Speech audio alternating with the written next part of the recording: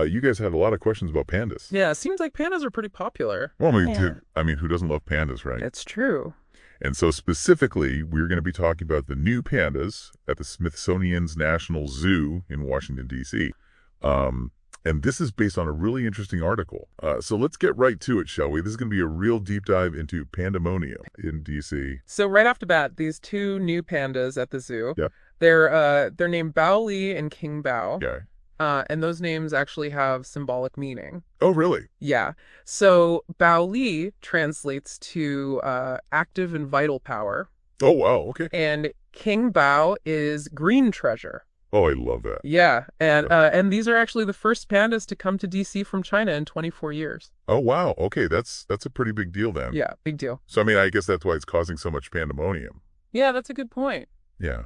Okay, so 24 years. Okay, so something else that I thought was really interesting about Bao Li Yeah. is that his mom was actually born at the National Zoo. Oh, wow. Yeah, so like a real family connection. Oh, that's kind of sweet. Yeah, and even his grandparents, Tian Tian and Mei Zhang, Mhm. were also residents there Oh, wow. before they went back to China late last year. So it's kind of a family reunion in a way? Yeah, you could say that. That's so cool. Sure. So, I mean, I guess this is like a big part of panda diplomacy, right? Oh, yeah, definitely. Yeah. I mean, even going back to 1972, Yeah. China has gifted pandas to the U.S. Right. as like a sign of goodwill, you know? Yeah, I mean, it makes sense. They're adorable. Exactly. And it's really helped to like, you know, build those relationships between the countries. Right, so it's like a very cuddly form of international relations. I like that. Yeah, very cuddly international relations. That's great. Okay, so Bao Li and King Bao, Yes. they're going to be here a while, right? Yeah, so they're here until 2034 as part of that loan agreement. Oh, wow. Okay, so 10 years. Yeah, about 10 years. Okay, it's a pretty long time. Yeah, it is. Cool. Okay, so obviously this is a really big moment for panda conservation too, right? For sure. I mean, weren't pandas just reclassified like recently? Yeah, there were. From endangered to vulnerable. That's right.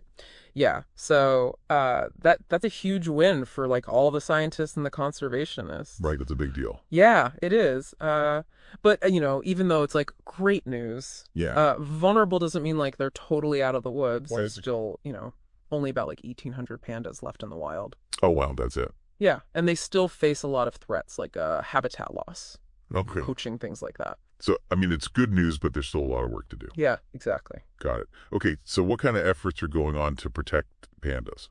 Well, I mean, there are a few things going on. Obviously, habitat restoration, Yes, you know, trying to like protect the areas where they live. Right. Also anti-poaching patrols, you know, to like prevent people from hunting them. And then, of course, there are the breeding programs in zoos, Yeah. like the Smithsonian one. Right. And those are really important for like maintaining a healthy panda population. Okay. And making sure there's like genetic diversity, you know. Yeah, that makes sense. Yeah. Wow, so Bao Li and King Bao are like symbolic of all that, huh? Yeah. I mean, they're like little ambassadors for the species. I love it.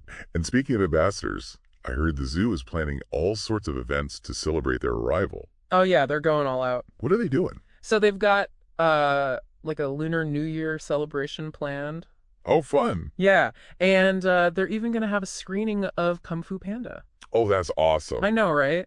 It's perfect. That's great. They brought back the Panda Cam, right? Yeah. So that's great for people who like can't make it to DC. Yeah. They can still see the pandas, you know?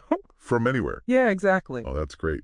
And I heard Bao Li and King Bao have very different personalities. Oh, yeah, they do. What are they like? So Bao Li is like super outgoing and playful. Oh, really? Yeah, and really curious. Oh, that's great. And then King Bao is a little bit more like reserved and independent. Oh, okay. Interesting. Yeah. So it'll be fun to see them interact. It'll be like a reality show. The ultimate panda reality show. Exactly. Yeah.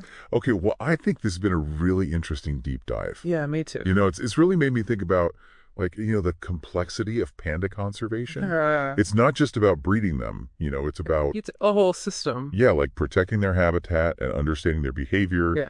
And, you know, ensuring that they can survive long term. Yeah, exactly. And, you know, zoos play a big role in that. Right. But it really does take like a global commitment Yeah. to research and habitat preservation and like international collaboration, you know. Absolutely. It's a team effort. Yeah, it really is. So with that in mind, you know, I'm left wondering, Yeah. how do we prioritize, Yeah. with limited resources, Mm-hmm. in situ conservation versus these captive breeding programs? That's a great question. Yeah, it's a really complex issue. It is. And there's no easy answers, but, it's something to think about as we, enjoy watching these two pandas thrive in their new home. Definitely.